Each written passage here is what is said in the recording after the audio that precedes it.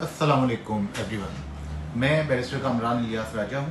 आज हम एक बिल्कुल नए तरीके से एक लीगल टॉपिक पर बात करेंगे। लेट्स टेक द डकी भाईस case as a legal case study. आप लोगों के इंटरेस्ट का केस भी है। Let's assume you are a young lawyer and you have been hired to defend Ducky Bhai. The client is in police custody. What would be your first step? What would be your next move? और आप इस case को कैसे win करेंगे?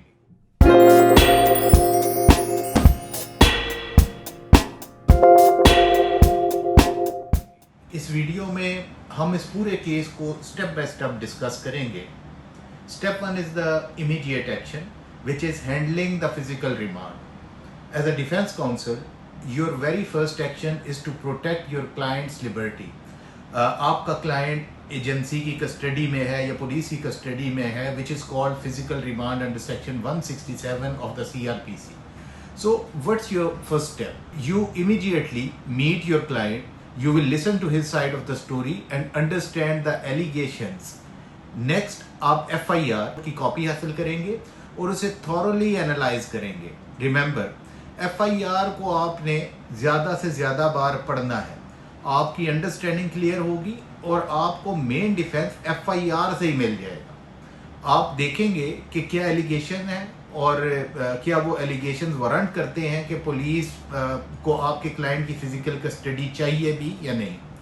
आप magistrate के सामने पेश होकर ये आर्ग्यू करेंगे कि पुलिस को आपके क्लाइंट की फिजिकल कस्टडी की कोई ज़रूरत नहीं है। क्यों नहीं है? The evidence in this case, a laptop, a mobile phone and bank records are all digital.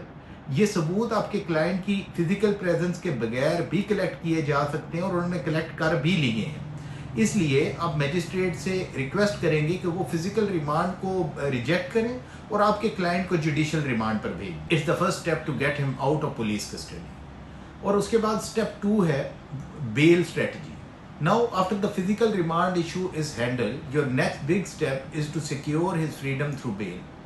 A common mistake many people make is trying to get bail from the magistrate. जैसा कि मैंने पहले भी एक्सप्लेन किया, magistrate इस case में bell नहीं दे सकते क्योंकि चार्जेस नॉन बेलेबल हैं। So your next move is to bypass the magistrate and directly file a post-arrest bail application in the Sessions Court in Lahore.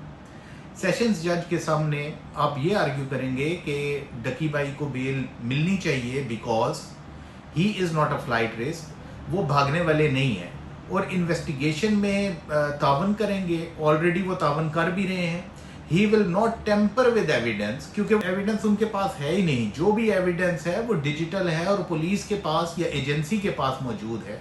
There is no reasonable ground to believe he is guilty of a non bailable offence. आप argue करेंगे कि जो उन्होंने किया है वो advertising है, ना कि साइबर फ्रॉड या gambling. This is your second line of defence, which is to secure bail from a court that has the authority to grant it.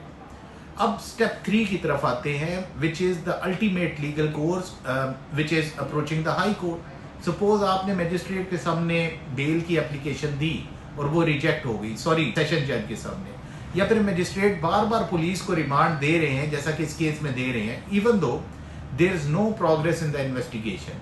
What's your next move? There is where you use your ultimate legal weapon. You will file a petition in the Lahore High Court under section 561A of the CRPC. ये application भी इसे कहा जाता है। इस powerful section के तहत आप लाहौर हाई कोर्ट को बताएंगे कि जो मैजिस्ट्रेट कर रहे हैं वो abuse of the process of law है। आप आर्ग्यू करेंगे कि एक सिटीजन को बिला वजह जेल में रखना उनके फंडामेंटल राइट की वायलेशन है। आप 2 केस लॉज का हवाला दे सकते हैं। गुलाम सरवर वर्सेस द स्टेट, जिसने ये क्लियर किया कि रिमांड मैकेनिकल नहीं होना चाहिए, कि लाइक होता ही जाए। और फिर रिसेंट केस है आपका चौधरी परवेज इलाही वर्सेस द स्टेट, जहां लाहौर हाई कोर्ट ने खुद रिमांड को सेट असाइड कर दिया था और उनकी रिलीज का ऑर्डर दिया था।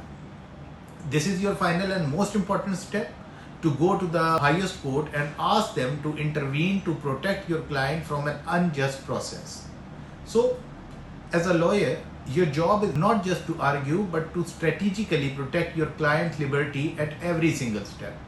From the moment they are arrested, you must be proactive force, not a reactive one. From handling physical remand before the magistrate to filing bail in the sessions court and ultimately using the powerful section 561 to approach the high court. A lawyer's job is to use every legal tool to ensure justice is done. I hope इस case study से आपको हमारे legal system और एक defence lawyer के role के बारे में बेहतर समझ आई होगी. Thank you for watching. I am barrister Kamran Ilyas Raja signing off.